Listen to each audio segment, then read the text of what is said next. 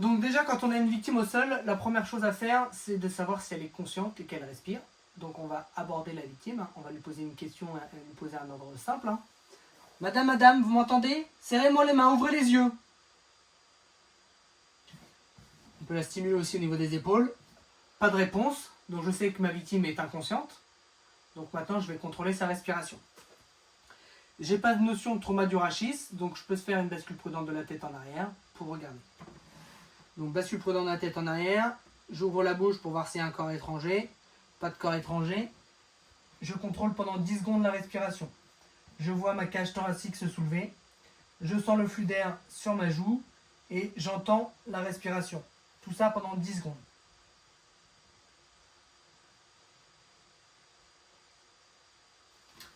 Ma victime est inconsciente, elle ne respire pas. Donc là, il faut que je commence le massage cardiaque. Je crie à l'aide pour qu'on vienne m'aider et j'appelle les secours. Je prends mon téléphone, je fais le 15, je le mets au haut-parleur, je pose le téléphone, je commence mon massage cardiaque. Pour l'instant, je n'ai pas de défibrillateur, je ne sais pas où il y en a un. Je peux regarder sur mon application vite fait entre deux, mais je commence le plus rapidement possible mon massage. Si je sais que j'ai un défibrillateur à l'entrée du bâtiment, parce que je suis dans un établissement recevant du public, etc., s'il n'y a personne, je cours le chercher. Si j'ai quelqu'un, je demande qu'on aille le chercher. Sinon, je commence mon massage cardiaque. Les repères, ligne imaginaire des mamelons, milieu de sternum, je pose ma main, je mets ma deuxième et je masse. Chez l'adulte, 100 à 120 compressions par minute,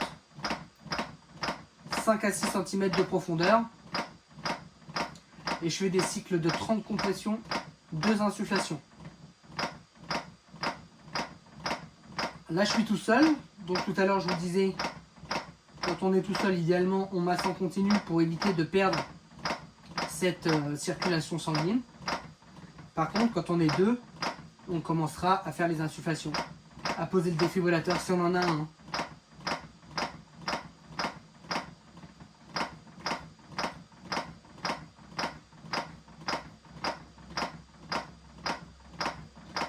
Donc là, je masse jusqu'à temps que les secours arrivent.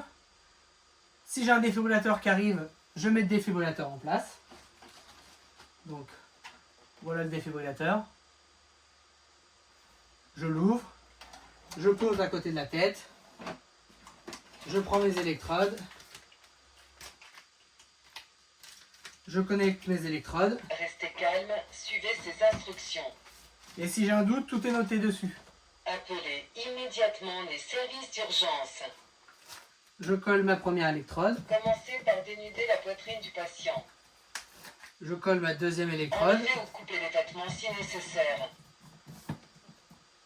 Une fois la poitrine du patient dénudée, retirez le sachet carré blanc. Ne touchez pas le patient. Et après, je suis ce que le défibrillateur me dit. Le cardiaque en cours, veuillez patienter. Chaque conseiller, ne touchez pas le Donc là, patient. chaque conseiller va se mettre à charger. Appuyez sur le bouton rouge clignotant Voilà. pour administrer le choc. Attention, Appuyez sur le bouton je choque. Choc administré. Et là, je reprends le massage cardiaque. Vous pouvez toucher le patient maintenant sans danger. Retirez le sachet carré vert du couvercle du défibrillateur. Déchirez le sachet vert et sortez l'appareil de réanimation cardio-pulmonaire.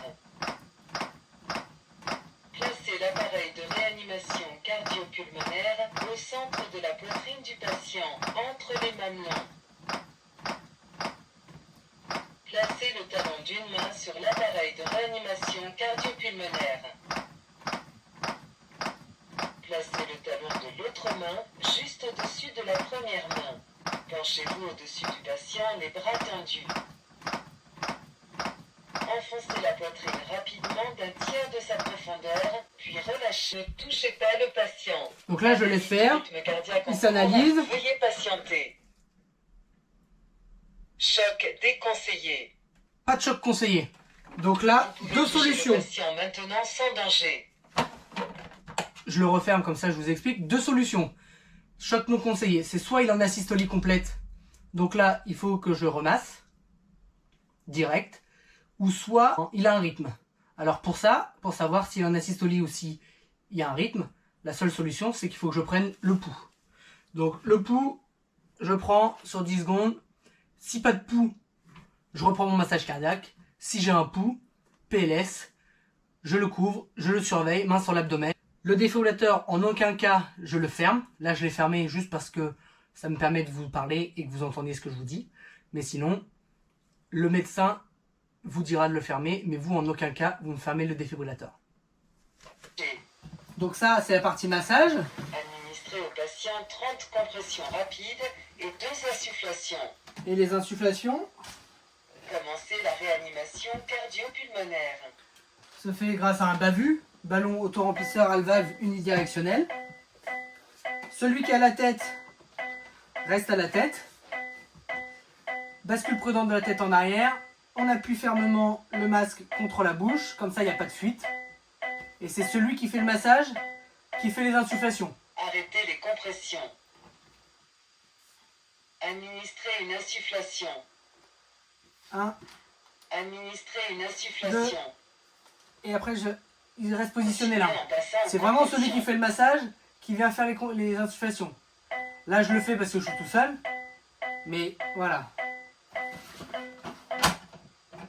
Les insufflations, ça se fait jusqu'à temps que la cage thoracique se soulève. Donc vous allez le voir, hein. Regardez bien à ce niveau-là. Je fais mes insufflations. 1, 2. C'est vraiment jusqu'à temps que ça se soulève, pas plus. Donc ça c'est chez l'adulte. Le BAVU adulte. Le BAVU enfant. Donc c'est pareil, hein. C'est le même principe. Un masque avec une partie en pointe, le nez, une partie arrondie, le menton. Donc la réserve est un peu plus petite, toujours reliée à la bouteille d'oxygène. Voilà pour l'adulte.